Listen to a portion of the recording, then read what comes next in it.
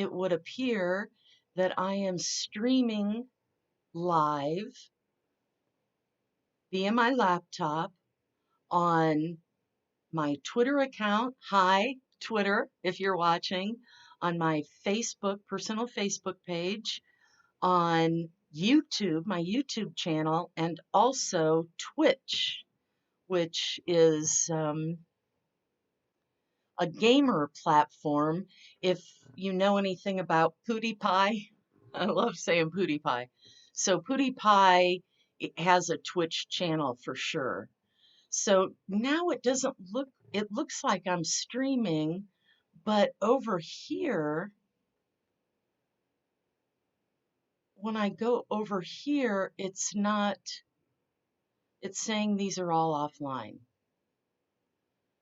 Nope, offline. So add channel. Okay. Maybe I go to Live Studio.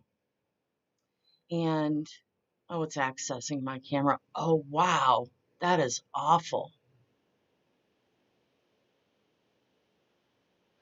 My hair. Oh, gosh. I should have spent more time with it. So let me go back here to destinations, and you can see that it's sending information to Facebook, to YouTube, to Periscope or Twitter, and to Twitch. And this is actually what it's showing. And once again, you get that infinite regression, which is so cool. So I'm going to go back here. Now, I sent an email earlier to Joyce. And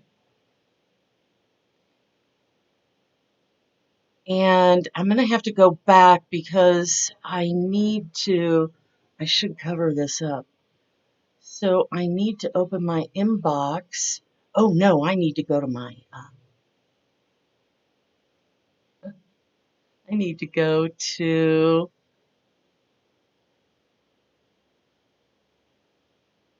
my Google Calendar, because one thing that I have done is I added an extension, a Zoom extension.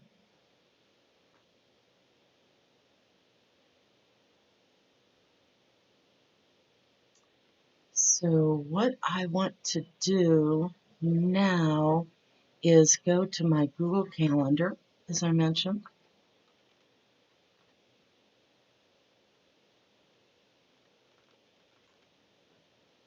I know this is just fascinating. This is my public-facing calendar, just FYI. Last time I looked at it, it looked so empty, and I thought, wow, people are going to think I'm a real loser. Don't have anything planned. Okay, we have 5 minutes before we go live. So let me close that. I'm going to open Zoom meetings, and I should go brush my hair, but we're not doing that. So I'm going to join with computer audio. And right now I'm the only participant. And, I'm just wondering, this looks a little grainy to me. I'm wondering what it will look like when Joyce joins me. So, okay, we've got the Zoom open, and then if we go down here and look, here is the Open Broadcaster software or studio, and you see that infinite regression. That is what's generating the signal that goes to restream.io, and you can see there's a little bit of a delay. So then with Restream.io, it is automatically going to Facebook, YouTube, Periscope, Twitch. It says you can add up to 30 channels. Please keep in mind that every tool I mentioned tonight is free to use. So please don't ever say, oh, I can't do that because I don't have any money to spend on it. You don't need to spend money on it. So I'm going to close that. I'm going to leave this open because I think Joyce, oh, I better go check. She may be knocking on the door. I've done that before.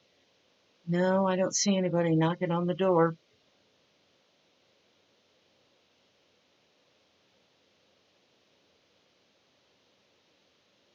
Okay, I think I'm going to see if I can grab that link again to send to,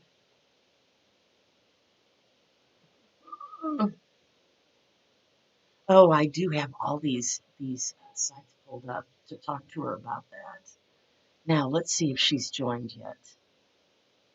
Nope, we're still waiting on Joyce. Hey, Joyce, if if you're on the Social Media Dames Facebook page, then then you can hear me saying, hey, Joyce, and join us over on the Zoom. It says share screen. Still waiting, but I'm going to go ahead and share screen.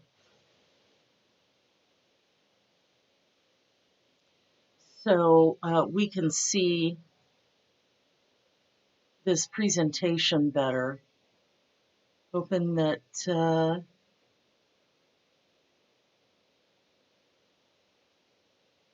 that Joyce joins soon. Oh, wait, here we go. There we go. There's Joyce. Where is she, though? Maybe I should stop screen sharing.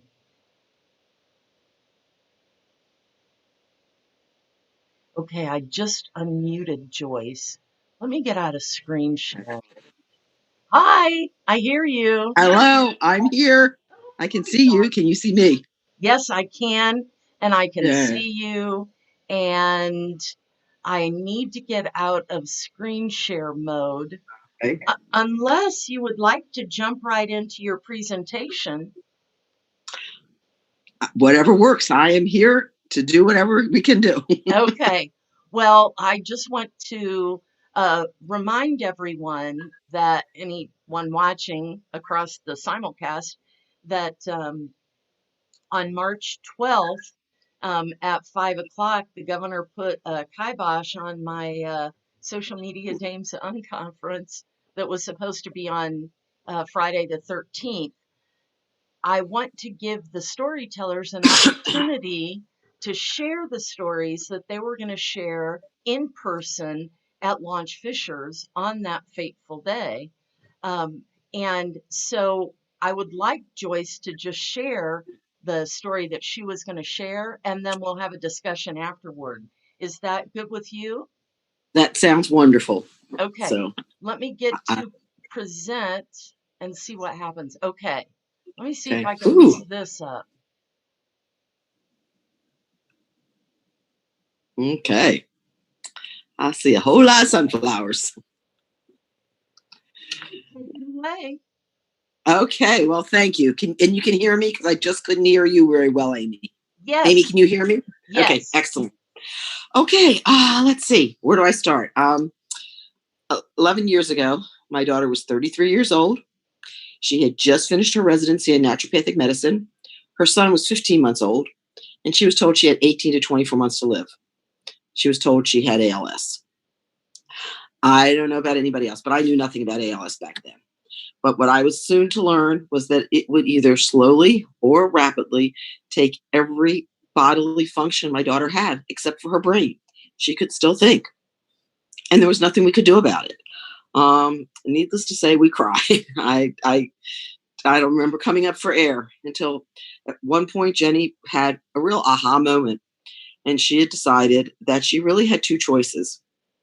She could accept the doctor's prognosis as the truth and die inside and just exist till her body finally died, or she could take on living every minute of her life until her body just finally gave up.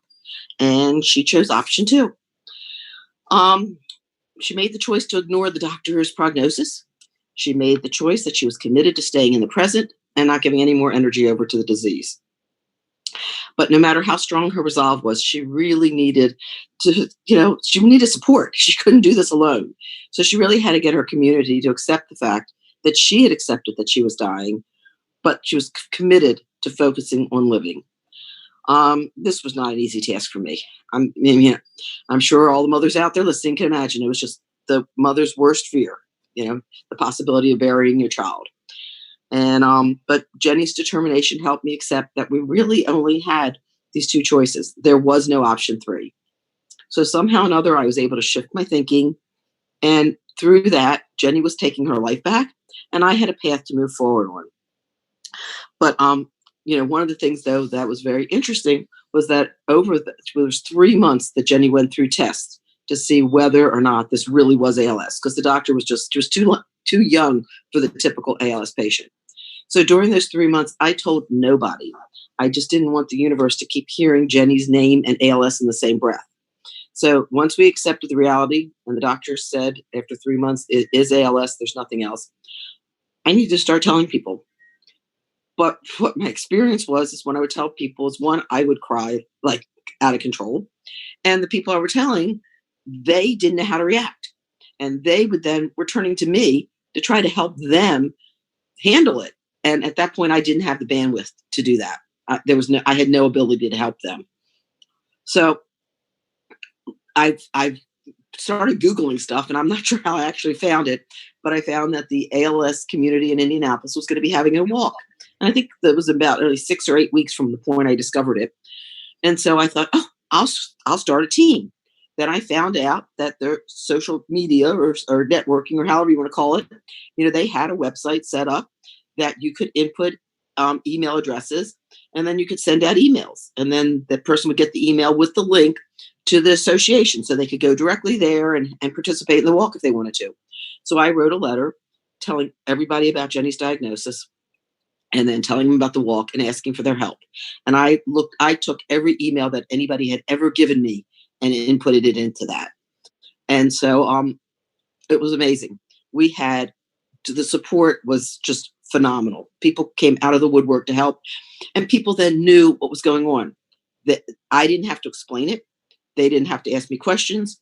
So the media of getting it out in a very efficient way really saved me, and because I don't know how I would have handled it otherwise. So the walk went great, and Jenny started having a really amazing group, which would come to be called Jenny's Villagers, forming. And then, but another change was coming, going into the following winter.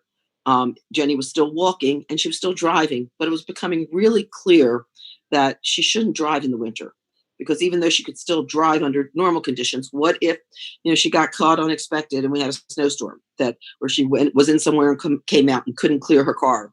So it just wasn't going to be acceptable for her to drive anymore. So we needed to find a way to get friends who kept saying, what can I do to help? What can I do to help? Set them up so they could be her drivers for different events. And I figured that I was going to have to be the one to coordinate it, which I was fine, but I figured I'd get the names and Jenny would tell me her needs and I would just mix and match of where it worked. But then somebody told me about this website, or I guess it was an app too, that's called Lots of Helping Hands. And it was amazing. I could put into there what Jenny's needs were, and then people could just go and check that calendar and sign up for when it worked for them. Jenny pretty much so was covered every day, Monday through Friday, for the times that she needed. And that just grew. And it would have been a really daunting task that I would have done. But once again, this media type stuff made my life so much easier. Now, fast forward a couple more years later, Jenny and I started the process of writing her memoirs. She, felt that at the very least she'd have something to leave her son. I was hoping that it would be much more than that. I was hoping it would really make a difference for people, because all I could remember is the absolute lost feeling I had after Jenny's diagnosis and not knowing who to turn to, what it was all about. And I really felt like if somebody had a book they could turn to, it would really help them. And it did both. Her book, ALS Saved My Life Until It Didn't, exceeded our wildest expectations. I mean, it was just a joy to get that level. It took us 3 years to write it, and we were already close. And this took us to a level that was beyond my imagination, that we could be as close as we were. We could finish each other's sentences. It was really amazing. And the joy to have people tell me the difference the book made. And this were people that not necessarily had anything to do with ALS, but the book was life changing for them in so many different ways. It was just, it was what Jenny had really hoped it could be, and it was that and more. And then the book led to a short documentary being done about Jenny, and it was called Grateful, the Jenny Brabitsky Story. And it has won, it's been in film festivals all around the world, and it's won quite a few of the awards. And people often ask me, well, what was the favorite award you won? It's probably a close tie between the first one that we won at the Indie Short Film Festival, which is part of Heartland. That was so exciting because Heartland was really near and dear to Jenny's heart. And it was the first place we really introduced the film. But I have to admit, the other one that was really pretty spectacular was Sedona. One, just going to Sedona was fantastic. It was just I'm in love with the city. But also, we won the Audience Choice Award there. And one of the films that we beat out had just won the Academy Awards the week before.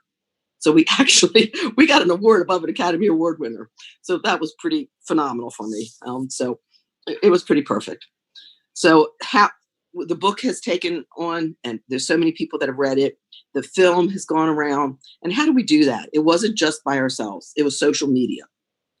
And I have to give a lot of the credit to Amy Pauzak, who was the producer, executive producer, and marketer extraordinaire for our film. And we just really use social media to promote Grateful and to promote ALS Saved My Life in such a way that we had more people showing up at the festivals wanting to see the film because they were hearing about it in advance. We had people telling people. So, so many ways social media has helped us, and it's helped Jenny, get her celebrity status, which was truly, it was a real gift. And it's been, I can't tell you how much it warms my heart that Jenny got to experience and see what her book has done. And it's now my honor and privilege that I continue her legacy through talks like this. And Jenny passed away. It's been about 9.5 months ago now. But her dazzling smile and zest for life will live on forever in my heart and in the hearts of all that she touched. Thank you. Wow. I don't know how you got through that without just literally weeping, because I get into a zone. I'm verklempt over here. I'm going to stop share, and I hope that just means that we'll be together so we can talk. Yeah. Yes. I'll tell you, I do enjoy talking on the phone. I'm old school, love the phone for actually talking on the phone, but there is something different about talking and being able to see someone's face and get a little bit better sense. It's not perfect. It's not even near face to face as far as impact, but it's better than nothing. And we're all learning. We're learning how to do this. I mean, it's exactly. We are rapid learning curve. Exactly. Rapid learning curve. It's like being thrown in the deep end of the digital pool and sink or swim. And I'm so glad that you're swimming because you're using Zoom. So yes. I will ask about more about Jenny and what you went through, but I do want to ask about how you have been using technology since the pandemic has hit. I have to admit, I had used Zoom for quite a few years before through some of my business things. So Zoom was not a completely new platform for me, but using it with much more frequency and using it with much more ease. I mean, Zoom, it's now a very comfortable environment to be in. Mm-hmm. I have to admit that even though I did use Zoom with some business things, I was never would do FaceTime with friends, because I just felt so self-conscious of talking to somebody and looking at my face as I'm looking in the phone, seeing me there too. So that was something I did not want to do. So when Zoom started getting even more personal than just business, it was kind of like, but now I'm so comfortable. And now I'm comfortable doing FaceTime too. So it's really, it's opened up a whole new world to me because I can look past me and see the person that I'm talking to, as opposed to being so focused on like, oh, what am I doing? Or, what's the background? Because I'm having so much fun. Like a lot of the news shows that are obviously everybody's on different Zooms. They talk about the people's background. They'll say, what do you have on your shelf there? What's that picture of? And it's just, to me, it's kind of fun that it brings a whole nother personal level, that you get to know the people better and in a different way than you would have without it. Right. I have to admit, when maybe 3 months ago, I rearranged my office so all of the books I could put behind me to impress folks at how well read I am. But you know what I did? I impressed myself a little bit. I picked up books and thought, wow, I read this. I remember reading this in college, and I remember it making a difference in my life. So I'm proud to Wow. show off my books a little bit. It's just a Yeah. small sampling. But you're right. You're being judged now on your Yeah. background too. They're Yeah. rate my background. Mine is a mess right now, but Yeah. I'm going through some changes here in my office. Yeah. Yeah. Um, No, I understand completely. I'm out in my family room now. It's better than my office. Well, I want to ask some questions about Jenny. Sure. One thing that I wrote down when you said it was she made a decision to stay in the present. Do you have any Yeah. tricks to do that? That's like a Herculean task, isn't it? It was, yes. And one thing, I mean, Jenny was always a fairly optimistic person. So she really, she really could see good in people, sometimes way better than I did. And it's just her personality that way. But obviously, she had just finished her medical degree. She had her 2-year residency. She had a 15-month-old child. Her life was completely ahead of her. So needless to say, she cried constantly and was devastated. And she was still living in Portland, Oregon at the time. And then I'm not sure how long it took her. It probably was, she did a couple of courses actually that really helped her. And she really got present to the fact that a prognosis was just somebody's story. Somebody was telling her you have 18 to 24 months to live, but that didn't mean the truth. She had ALS, that was true. But the fact of how long she would live, nobody knew. And she kept thinking that they don't know me. And then she realized she had a lot to live for. She had her son. She had a happy marriage. She had a career that she had wanted. She dreamed about being a naturopath. And And so obviously, she had a mother who loved her very much. well, yes, thank you. That was, I take that for granted, but I guess that's not always for granted. There are some others that aren't, but I can't imagine Right. not being there. Like if they would have stayed in Portland, I would have moved there in a heartbeat. But fortunately, they realized they needed more. And my son-in-law's family is from South Bend, but quite a few of them live in Indianapolis now, and a lot of friends here in Indianapolis. So they moved back here because it was going to take a village, and which I'm glad. Like I said, I would have moved there in a heartbeat, but I think it was better for all of us that we had a whole group. But Jenny just sometimes you don't know what you're capable of doing until you're put in that situation. So you can sit here and imagine how would you handle something, but until you're in it, you just don't know. Like if somebody told me that after 9 months after my daughter passed, I'd be functional, I would have said no way. But Jenny it's just she wanted to seize life. She was being given a raw deal, but what would have been even a rawer deal is if she didn't live what she had left. So she Squandered really, it. yes, she did, which most of us do squander it. Like Jenny at one point said, we all have an expiration date on our forehead, like a carton of milk, but most of it's invisible and we act like it's not there. Hers became very visible. So she just, and it wasn't easy. I'm not saying she did it and boom, it was done, but she talked to everybody in her circle, all her community. She had to, in a sense, enroll us, to really agree with her and not be the woe is me, which was definitely hard for me because, I was living in this constant crying that this cannot be a reality that we have. I kept wanting it. Kept wanting to wake up from this horrible nightmare. And, but she was persistent, like I said, and she just helped me see like, Mom, we don't have a choice. And so, and when you read her book, you'd find out too. I mean, she wasn't perfect. She'd have times where she would completely break down, and she affectionately called them pity parties.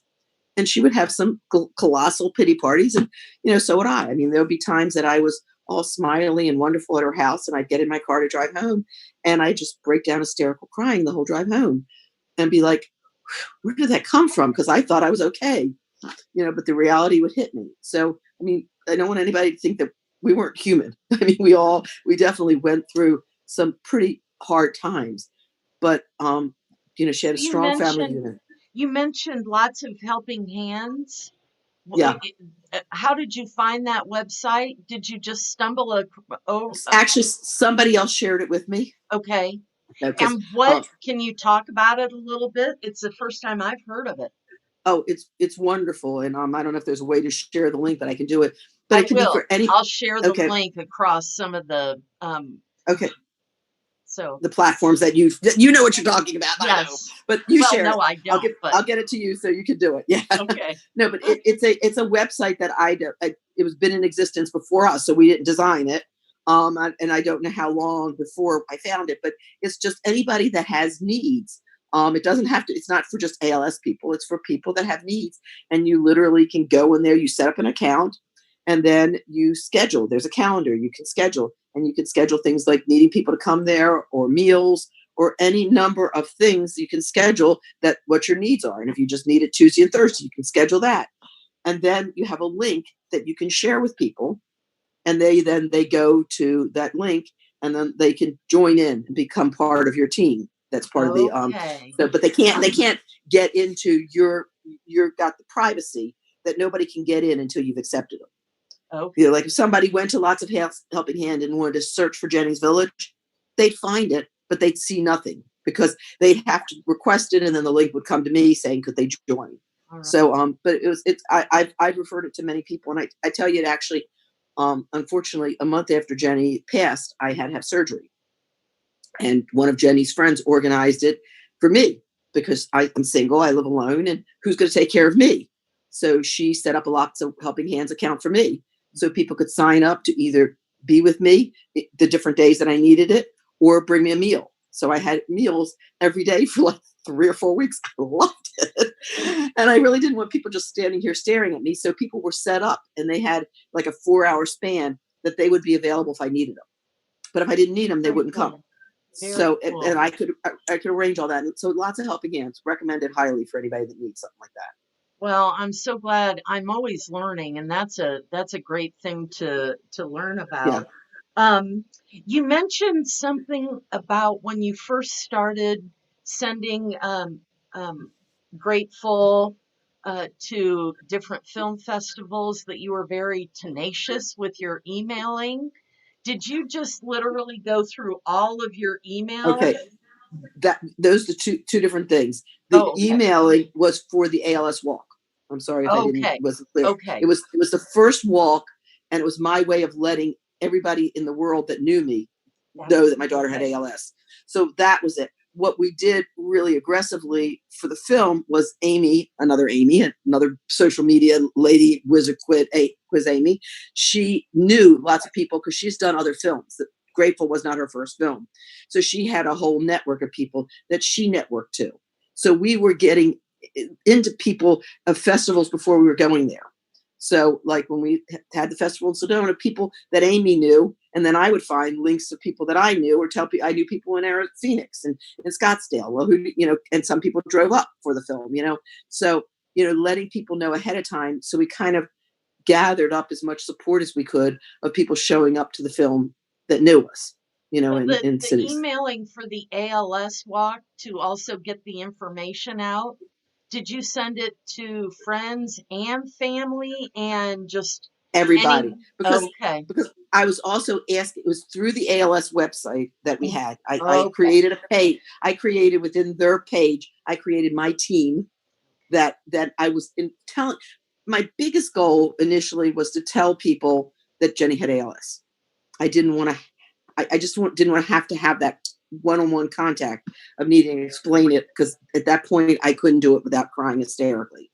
So but I also wanted to help ALS. And it turned out people came out of the woodwork. We raised more money than any other team had ever done up to that point in the Indianapolis area.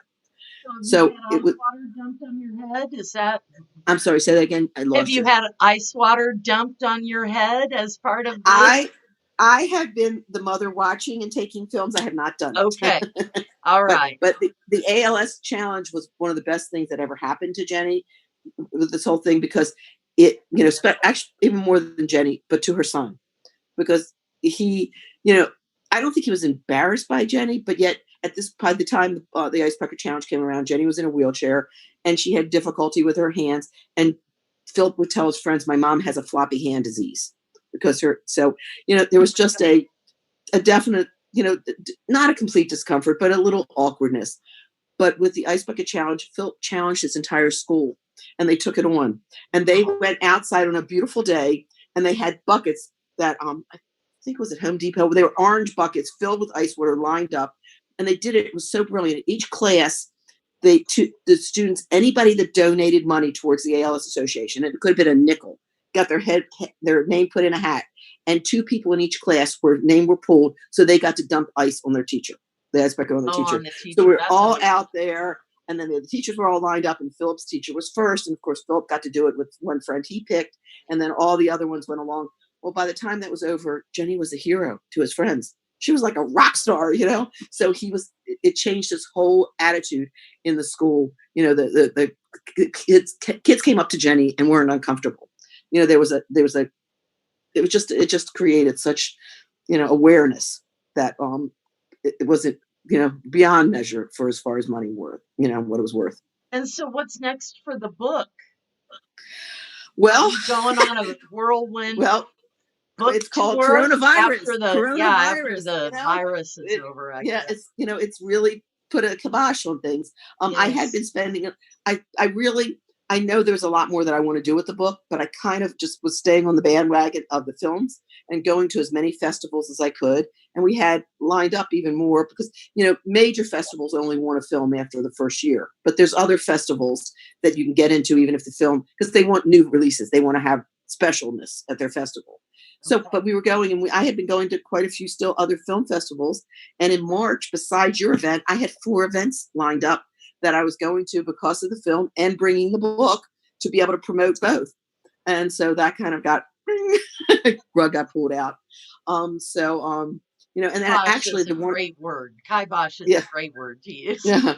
But just a little plug here that one of the festivals we were supposed to be in was going to be in Columbus, Ohio, and it was called Real Abilities, REEL Abilities, and their festivals were free because it was about disabilities, Okay. and so they have decided to create some online, and Grateful is actually going to be aired. I believe it's next Wednesday. I think it's a week from tonight. It's going to be aired, and you have to register for it, but I'm pretty sure it's free, so Okay. people can. And I'm going to be part of a panel discussion after the film, so people can get to hear me again. But if anybody Well, wants to, it would I'll appear send you a there are link. several links that you'll have to send to me or Yes, post on yeah, Facebook so I can absolutely. share across the different And platforms. and once again, if anybody's not if they're on this, chances are they're Facebook. If they're not, we also have a website, alssavemylife.com, Oh, you know which we what? try to. Let me share my screen and let you talk about it a little bit because I have them. I have Okay, great. the websites pulled up. Let me get out of this presentation. Oh, and there we go. There's the book, And Grateful. there's the book. Here's I mean, the Facebook there's Phil. page. Yes, that's Phil Grateful's Facebook page, and we also have an ALS Save My Life Facebook page, and then we also have a website, alssavemylife.com, and on that, which is what's up now, that's the front of it, and there we have in the past. Right now, we haven't had much, but we try to keep people up to date if somebody's looking for more information. And there's also a link there if somebody wants to contact me and talk to me about something, that they can reach me through that too. And there's pictures of Jenny and just stories about her, and just a little bit more coming into our lives. And the book is also available as an audio book, which was a big request from ALS people. saying that, we can't hold books anymore. We can't hold, Kindle. So, so we definitely had the audio. We did the audio. So, who did you have an actor do the audio? No, actually, one of Jeff's cousins, who became one of, coincidentally, where the neighborhood that Jenny grew up in, her name is Lynn, lived just 2 doors away from us. And I knew her, but our kids were slightly different ages, so we really weren't that connected. But she turns out she was Jeff's cousin, my son-in-law's cousin, and she became one of Jenny's major helpers. And then in 2018, when we had their first book launch, which we had over 300 people at the book launch, Wow. Jenny had chosen Lynn to read a couple excerpts from the book. And that's some of the awards we've won, as you can see. Right. But anyways, Lynn had done such a great job of reading that. Jenny asked her, would you be willing to read the book? And we went, my son-in-law found a wonderful professional studio that we went to, and Lynn recorded the book, and I proofed it as she was doing it. I'm reading along to, and she did a phenomenal job. It was very special. Well, I was there when you premiered Oh, Grateful. I'm a okay. huge Heartland Film Festival fan too. Yay. Big We love that. time. Love them. Yes. Have been doing their social media, well, not their social media. I've been covering it through my social media platforms Right. now for Yeah. several years. I always keep the lanyards because it was one of the social media projects that really impressed my daughter. So Oh, she was a cool. teenager at the time. So Yeah. impressing her was, a serious feat. Yes. So this is the I Real Abilities Film Festival Yes. for Ohio, and there'll be a link. Yes, I think I posted it a little while back, but I have a call with her tomorrow to iron out any of the details. So I thought I would wait and post it after that on both my personal page and on the ALS page and on the Grateful page that it's available. But I wanted to make sure if she gave me any other details. You're there right now. That was the post that I had done, a little while back. But if I have any other more, this one. Yeah, if I have any other details, I will post it on there because I'll find out with my call with her tomorrow. Okay, but the picture there with the little baby with the thumb is my grandson. That one right there. Yes, on the right. That's sucking his Jenny, thumb. Jeff, Jenny, Jeff, and Philip. And that was just not long after her diagnosis. Oh, yeah. Gosh, that Yeah. I guess I only saw her son, your grandson, a little bit older, but Yeah. That's a tiny baby to be taken care of when you get such devastating news. That Yeah. you raised a very strong daughter to be able to do that. And I did, and she had an amazing husband. He's really was a rock. He took care of her like I don't think I've ever seen a spouse take as good a care as he did of her. So that's just wonderful. Yeah. Well, is there Yeah. anything else you want to share? I always try and keep these between 30 minutes and 40 minutes. Yeah. Of course, as soon as we get off, I'll think of something. Of course. I think we covered everything. I think we totally covered it. This is fun. This has been a real joy. It really is fun, isn't it? Yeah. Yeah. I am always I'm always very grateful to use Hey, that ta-da. word. Thank you. I'm also a Boilermaker fan, so ever grateful is a key phrase in my life. But Okay. I'm so grateful to all of the storytellers who were so willing to share their wisdom on the 13th, on March 13th. I know. That would And have been so much fun, but next year. yes. Well, I'm hoping maybe this year. I've been keeping an eye on Launch Fishers. They were adamant that they want us back because it's such a fabulous event. So Yeah. Actual Launch Fishers was where I was supposed to be for one of the other 4 events that month. They were having a disability, Fisher's disability. And they were going to show 2 films, and I was going to be on a panel, and Grateful was one of the films, and I don't know what the other one was, but obviously that all got yeah. That's a great word. Yeah.